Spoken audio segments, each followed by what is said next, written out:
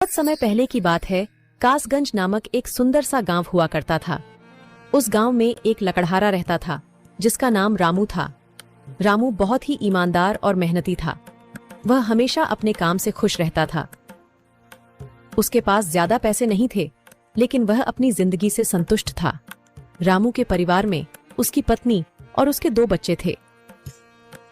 रामू सेठ लालचंद के यहाँ लकड़ी काटने का काम करता था और लकड़ी काटने के बदले में सेठ लालचंद रामू को पैसे देता था, जिससे रामू और उसके परिवार का जीवन व्यापन होता था। सुमन, मैं काम पर जा रहा हूँ। आज बहुत देर हो गया है, तो तुम बच्चों को स्कूल छोड़ाना। जी, स्कूल तो मैं छोड़ आऊंगी, लेकिन मोनू और चिंकी पिछले 2 दिन से कह रहे हैं कि उनके स्कूल की टीचर स्कूल की फीस मंगा रही है। हाँ, तो जाकर दे आओ ना स्कूल की फीस। अजी कहाँ से दूं? आप जो पगार लाते हैं उसमें मुश्किल से तो घर चल पाता है। अब उतनी सी तनख्वाह में मैं बच्चों की फीस का इंतजाम कैसे करूं? अजी मुश्किल से तो घर चल पाता है। अब उतनी सी तनख्वाह में मैं बच्चों की फीस का इंतजाम कैसे करूं? अजी मैं एक बात आपको साफ साफ कह देती हूँ, आप सेठ लालचंद जी से पगार बढ़ाने की बात कहिए। दिन पर दिन खर्च बढ़ता जा रहा है। बाजार में अगर सब्जी लेने निकलो तो सब्जियों के दाम आसमान छू रहे हैं, और बच्चों की पढ़ाई का खर्चा, घर का खर्चा अब इतनी कम तनख्वाह में कैसे गुजारा होगा? ठीक है, मैं आज ही सेठ जी से थोड़ा पगार बढ़ाने की बात करता हूँ। इतना कहकर रामू काम पर चला जाता है। अरे भाई, आज तो पगार का दिन है। देखो, अब यह सेठ लालचंद कोई ना कोई लोचा जरूर करेगा। हमेशा कोई ना कोई बहाना बनाकर पगार कम कर देता है। और अगली बार तो मेरी आधी पगार काट ली थी, यह कहकर कि जो मैंने लालचंद जी से 200 रुपए उधार लिए थे, उसका ब्याज बढ़कर 1000 रुपए हो गया है। इसलिए मैं तुम्हारी पगार में से 1000 रुपए काट रहा हूँ। हाँ हरिया भाई, तुम एकदम ठीक कह रहे हो। ये सेठ लालचंद ना एक नंबर का चालाक और लालची इंसान है। एक तो दुगुना काम ले लेता है और बदले में पैसे भी पूरे नहीं देता। हाँ भाई, मेरे भी अगली बार सेठ लालचंद ने पगार काट लिए थे। मैंने बस 2 छुट्टी ली थी जब मेरी बिटिया बहुत बीमार थी, और इस लालचंद ने इस बात का फायदा उठाकर मेरी पूरी आधी पगार काट ली। हे भगवान, बस सेठ जी, इस बार मेरी पूरी पगार दे दें। बच्चों के स्कूल की फीस भी भरनी है। ऐसे सभी लकड़हारे अपने काम पर लगे हैं। काम करने के बाद सेठ लालचंद के पास जाते हैं। सेठ जी, महीना पूरा हो गया है, हमें हमारी तनख्वाह दे दीजिए। देखो भाइयों, अभी मेरे पास तुम्हें देने के लिए पैसे नहीं है। अभी माल नहीं बिका है, सारा माल गोदाम में ही पड़ा हुआ है। कल या परसों तक तुम्हें तुम्हारी तनख्वाह मिल जाएगी। पर सेठ जी, अभी हमारे पास बिल्कुल पैसे नहीं बचे हैं। घर का भी सामान लाना है, बच्चों की फीस भरनी है। अरे मैंने कहा तो सही, 1-2 दिन और रुक जाओ, कल या परसों तक पैसे मिल जाएंगे। अभी मेरे पास पैसे नहीं है। सभी लकड़हारे निराश मन से अपने अपने घर आ रहे हैं। अजी क्या हुआ? इस बार कितना पगार मिला है? सुमन, अभी कोई पगार नहीं मिला। सेठ जी ने कहा है कि 1-2 दिन में पगार मिल जाएगा। पगार नहीं मिला? आपको तो पता है ना, बच्चों की फीस भरनी है। इनकी स्कूल टीचर ने आज साफ साफ चेतावनी दे दी है कि अगर कल फीस नहीं लाई तो बच्चों को घर पर ही बिठा लेना। अब बताओ मैं क्या करूं? मैं क्या करूं सुमन, ये सेठ जी समय पर कभी पैसे देते ही नहीं है। अब तो बस हम इंतजार के सिवा और कुछ नहीं कर सकते। 1-2 दिन की बात है, देख लेते हैं। ऐसे ही 2 दिन गुजर जाते हैं। 2 दिन बाद सेठ लालचंद सबको पगार देता है। अरे हरिया, ये ले अपनी इस महीने की पगार। सेठ जी, यह तो बस 2000 है। मैंने तो इस महीने 3000 तक का काम किया है। हाँ, काम तो किया है, लेकिन तूने 1-1 घंटे आराम भी तो किया है। ये पैसे उसी आराम के कांटे हैं। पर सेठ जी, आपने तो कहा था 8 घंटे काम के महीने में 3000 मिलेंगे, और मैंने तो 8 घंटे काम किया और 1 घंटे आराम। देख हरिया, मुझे ज्यादा हिसाब किताब ना समझा। ये 2000 रख, अगर चाहिए तो, और अगर नहीं चाहिए तो कहीं और काम ढूंढ ले। बेचारे हरिया के पास उन पैसे को लेने की सिवाय और कोई रास्ता नहीं था। हरिया चुपचाप वह पैसे रख लेता है। रामू, ये लो तुम्हारे 2500 रुपए। पर सेठ जी, 2500 क्यों? मेरे तो पूरे 3000 बनते हैं ना। मैंने तो छुट्टी भी नहीं की और ना ही कोई आराम। मैंने तो अपना सारा काम समय पर किया है। हाँ, समय पर तो किया है, पर इस समय बाजार में लकड़ियों का दाम काफी सस्ता हो गया है। इस वजह से अभी तुम्हें भी पगार कम ही मिलेगी जब तक लकड़ियों का दाम नहीं था। पर सेठ जी, बात तो 3,000 की हुई थी ना, अब 2,500 में मैं कैसे घर चलाऊंगा? बच्चों की स्कूल की फीस भी भरनी है सेठ जी। इस बार आप पूरे पैसे दे दीजिए। 2,500 ही मिलेंगे तुझे।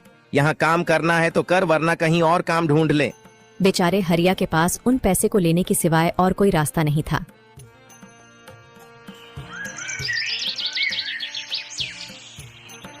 अरे भाई, यह सेठ लालचंद एक नंबर का बेईमान इंसान है।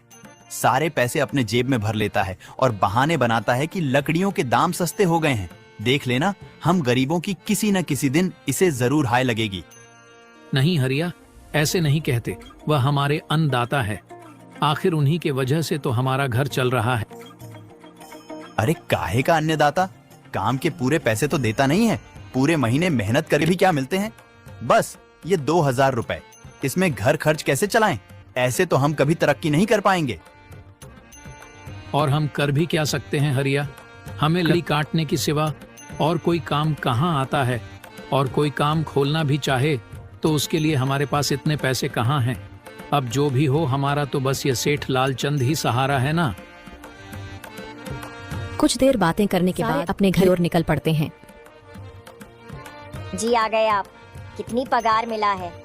सुमन, इस बार सेठ जी ने बस 2,500 रुपए ही दिए हैं। बस 2,000? इतने में कैसे घर चलाएंगे? बच्चों की फीस में ही 1,000 रुपए निकल जाएंगे। फिर 1,500 में क्या क्या करेंगे? अब मैं क्या कहूँ सुमन, अब तुम्हें इसी में ही गुजारा करना होगा। तुम सबसे पहले बच्चों की फीस भर देना, इसके बाद बाकी का मैं देखता हूँ। अजी आप क्या देख लोगे सेठ जी से पूरे? आप क्या देख लोगे सेठ जी से पूरे पैसे तो मांगे नहीं गए आपसे? नहीं सुमन, मैंने सेठ जी से पैसों के लिए कहा था, पर सेठ जी ने साफ इनकार कर दिया और कहा, यह लेना है तो लो, वरना कहीं और काम ढूंढ सकते हो। मैं सोच रहा हूं कि लकड़ी काटने के बाद मैं कहीं और भी काम ढूंढ लूं। सेठ जी के यहां से काम करने के बाद मैं दूसरी जगह पर काम किया करूंगा, इससे कुछ ज्यादा आमदनी हो जाएगी। आज ही मैं सेठ जी के यहां पर काम करने के बाद और भी जगह काम ढूंढने जाऊंगा। इतना कहकर रामू काम पर निकल जाता है और जैसा कि रामू ने कहा था, वह लालचंद के यहाँ काम करने के बाद काम की तलाश में निकल जाता है।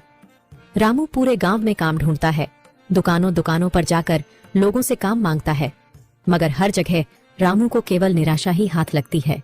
अंत में थक हार कर रामू वापस जाने लगता है। तभी वह देखता है कि अचानक बहुत सारे भैंसों का झुंड उसकी तरफ दौड़े आ रहा है। यह देखकर रामू बहुत डर जाता है।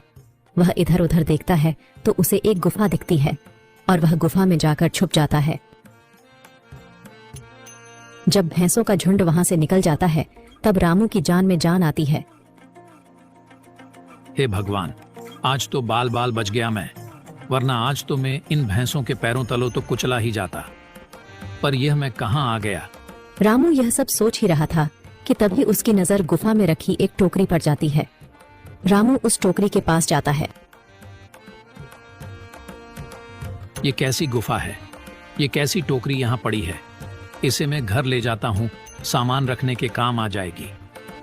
रामू जैसे ही उस टोकरी को हाथ लगाता है, गुफा में से एक आवाज आती है, रुक जाओ, इसे छूने की कोशिश मत करो। यह आवाज सुनकर रामू एकदम पीछे हट जाता है। तभी गुफा में एक जिन्न प्रकट हो जाता है और वह रामू से कहता है, कौन हो तुम और मेरी गुफा में क्या कर रहे हो? मुझे माफ करना, आप जो भी हो। कुछ भैंसों का झुंड मेरे पीछे पड़ गया था और उनसे बचने के लिए मैं इस गुफा में आकर छिप गया और फिर मेरी नजर इस टोकरी पर गई। माफ कीजिए, मुझे लगा यहाँ कोई नहीं है तो यह टोकरी किसी की नहीं होगी, इसलिए मैंने इसे छुआ। रामू, तुम्हें डरने की जरूरत नहीं है। मैं तुम्हारे बारे में सब जानता हूँ। मेरी नजर एक बार भी जिस पर पड़ जाती है, मैं उसका इतिहास अपनी खुली आंखों से देख सकता हूँ। पर आप है कौन और आप इतने विचित्र क्यों दिखाई पड़ रहे हैं? आप अपना परिचय दीजिए, कौन है आप? मैं एक जिन हूँ और मैं कई सालों से इस गुफा की रक्षा कर रहा हूँ। यह गुफा मेरे पूर्वजों की है। इस गुफा में केवल वही इंसान घुस सकता है जिसका मन बिल्कुल पवित्र हो। अगर तुम अपवित्र होते तो तुम इस गुफा में कभी नहीं घुस पाते। तुम एक सच्चे इंसान हो, इसलिए तुम इस गुफा में घुस पाए और इस टोकरी को छू पाए। अब तुमने इस टोकरी को छुआ है तो यह टोकरी तुम्हारी हुई। नहीं, मुझे ये टोकरी नहीं चाहिए, मैं तो बस देख रहा था। डरो मत रामू, तुम ये टोकरी ले जाओ। ये कोई साधारण टोकरी नहीं है, बल्कि यह जादुई टोकरी है। जादुई टोकरी? क्या यह वही जादुई टोकरी है जिसके बारे में हमारी दादी कहानी सुनाई करती थी कि किसी गांव में एक जादुई टोकरी हुआ करती थी और वह सबकी इच्छाएं पूरी करती थी? हाँ रामू, ये वही जादुई टोकरी है। अब तुम इस टोकरी के मालिक हो। तुम इसके इस्तेमाल से अपनी स्थिति सुधार सकते हो, पर याद रखना, तुम जो भी वस्तु इस टोकरी में एक बार डालोगे, वह चीज ही तुम्हें बार बार इस टोकरी में डालनी होगी। इसके अलावा तुम और दूसरी कोई चीज इस टोकरी में नहीं डाल सकते। अगर तुमने ऐसा किया तो इसका परिणाम तुम्हें ही भुगतना होगा। मेरी इस बात को हमेशा ध्यान में रखना और सोच समझकर बिना लालच किए इस टोकरी में वह ही सामान रखना जिसकी तुम्हें जरूरत हो। रामू टोकरी को लेकर घर आ जाता है। सुमन, ये देखो, ये मैं क्या लेकर आया हूँ। क्या लाए हो आप? बस ये एक टोकरी। सबसे पहले यह बताइए, आप तो काम की तलाश में गए थे ना, तो कोई दूसरा काम मिला कि नहीं? नहीं। अरे सुमन, मेरी पूरी बात तो सुनो। ये कोई ऐसी वैसी टोकरी नहीं है, बल्कि यह एक जादुई टोकरी है। रामू सुमन को वह सारी घटना के बारे में बताता है जो उसके साथ हुई। अच्छा,